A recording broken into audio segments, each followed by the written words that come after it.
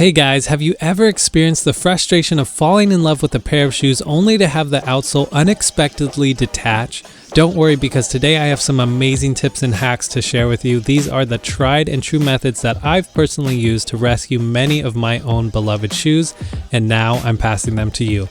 So get ready to learn some game-changing techniques that will have your shoes looking as good as new. Let's get to it.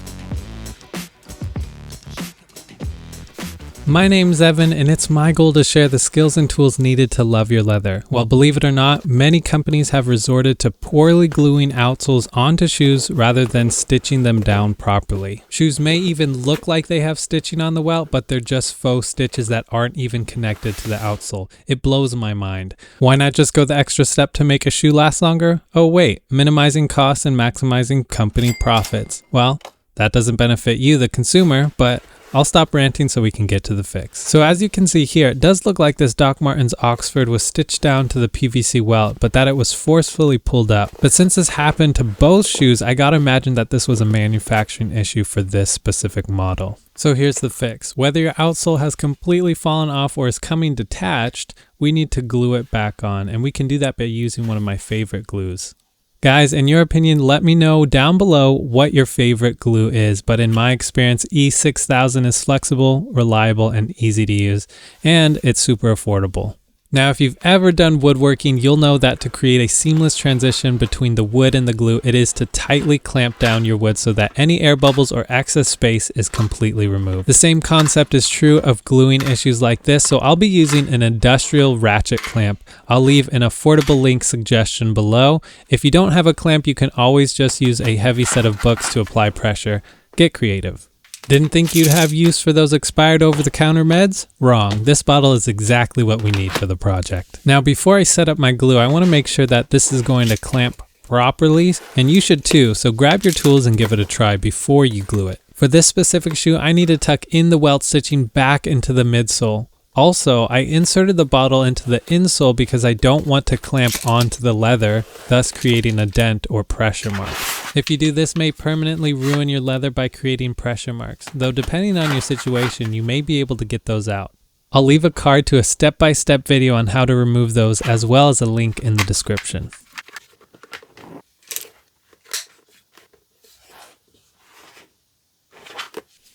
Alright, my glue has become a little dry over the years, but it's still usable. So go ahead and squeeze some out onto some cardboard or paper and use a toothpick or paper clip to apply it precisely onto the main locations of contact. In this case, it's going to be the welt stitching and the inner rim of the midsole. For you, it may be the entire bottom of your outsole if the whole thing came off, but remember not to use too little. That may cause it to easily come off again, or too much that it may cause the glue to squeeze out onto the sides and ruin your leather altogether. That looks like enough glue, so for now, let's do the real thing. Repeat the same process you did to test it for the first time, whether that's putting on books or compressing it with a clamp, and wait for the glue to cure. That may be 8 hours or 24 hours depending on the glue and temperature. Now, I'll say that in my opinion, no glue will ever hold as tightly as having a Goodyear welt stitch. And that's why I suggest paying up for high quality made leather shoes, because this would have virtually never happened during regular use like these did.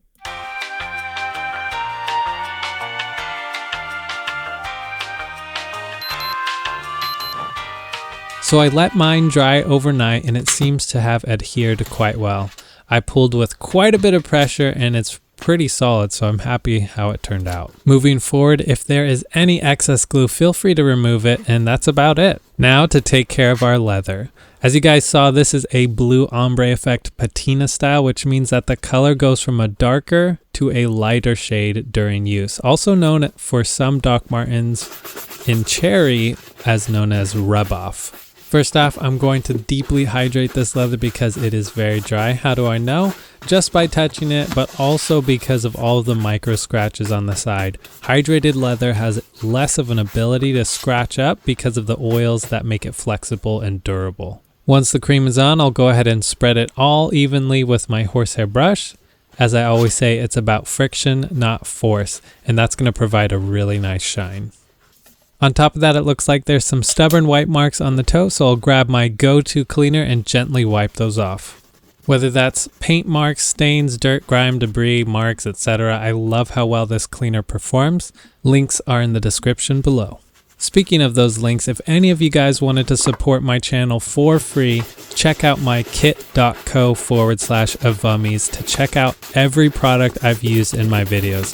And just so you guys know, you can financially support me without spending a dime by using my affiliate links below, even if you just click on them. Even if you don't buy the linked product but end up buying something else on Amazon, I'll actually get a small percentage. So if you're already planning on buying stuff on Amazon, first click the Amazon link on any of my videos to direct you to Amazon, and then head over to make those other purchases. I'd greatly appreciate it. Thanks so much. So once this leather has been hydrated, I'm going to use some navy pigmented cream to manufacture a faux ombre effect. I'm no artist, but I'm going to give it a try. It's mainly to have a darker effect on the leather so that during use, it can create its own effect as it's worn. Once it's dry, buff it off with a horsehair brush to give it a like new shine. And to create a further ombre effect, I'm just going to use gentle to firm pressure to try to manufacture that rub-off look. And also make sure not to press too hard so that you would remove all of the pigment you just applied. Not bad. Lastly, any loose threads, go ahead and grab a lighter and heat seal them so that they don't come undone.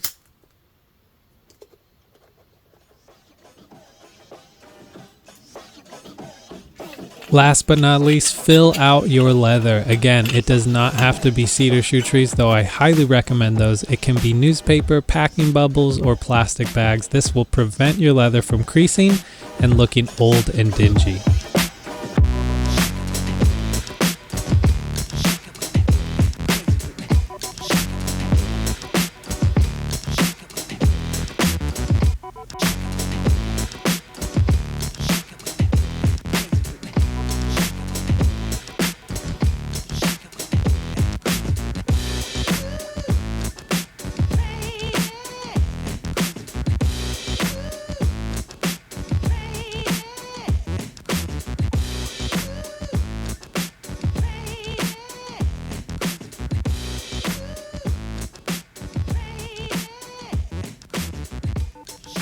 Thank you guys so much for watching. I hope that this video provided you guys with tons of value to take care of your shoes. If you're a DIYer like me, I'd like to invite you to subscribe to my channel, hit the bell notification so you'll get notified each time I release new content. Keep the comments coming, guys. I love hearing from you, and believe it or not, but I'm dedicated in responding to each one of you. I hope that you guys like this ombre effect, but did you know that you can completely change the color of your leather footwear? Check out this video next to find out. See you guys in the next one, and remember to love your leather.